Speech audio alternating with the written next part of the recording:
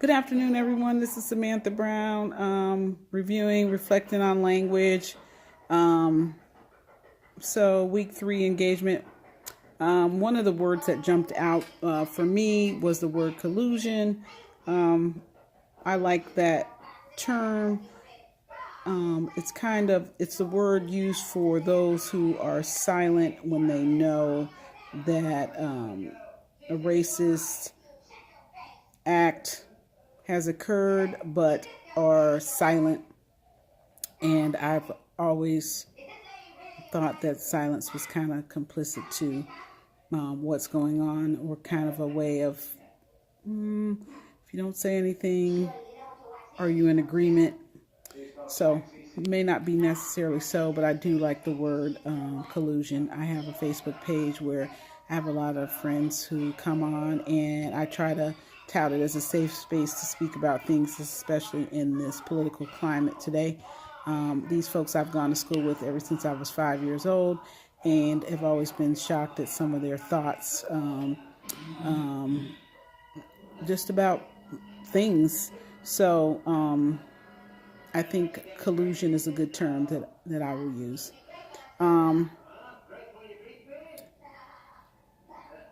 I think too, as far as for SLPs and being the director of speech pathologists, as I go around and do their evaluations, we have a part of the evaluation that talks about racial and linguistic, racial, cultural, and linguistic norms, and are they included in the therapy that's done with the students, or taken if they acknowledge it in their services that they provide. And a lot of times I find that they do not. I've visited probably of 70 of the 92 SLPs, and even for Black History Month, I only find those of color have anything posted in their rooms that have to do with Black History Month. If I go around and we're talking about Thanksgiving, it's the standard Thanksgiving dinner that many of my students, whether they are of Latin descent, or Latinas or Latinos, or African Americans, who have different Thanksgiving menus than the traditional menus that many of my SLPs think that they have, and how they talk about it to the students. So there's just so many things. I think we do need a training on that piece of the rubric, and I think it can open up some dialogue, and we can have some ongoing trainings to try to shift the conversation and have them look at things in a different way and how they interact with the students. The next question was, how does privilege show up in my life? I thought about that, and I think it's through marriage. I think you get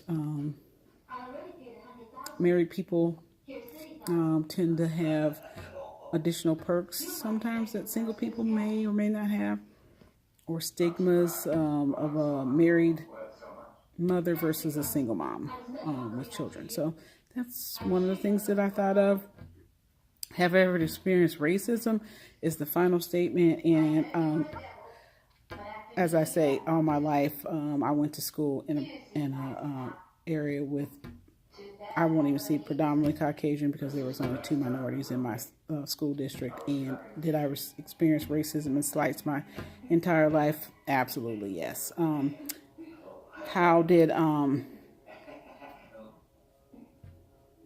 How would I describe it using terms? I mean, it's institutional racism, where I wasn't allowed to take the 8th grade algebra class like all of my peers and classmates that I was in the class with. So everyone took the test.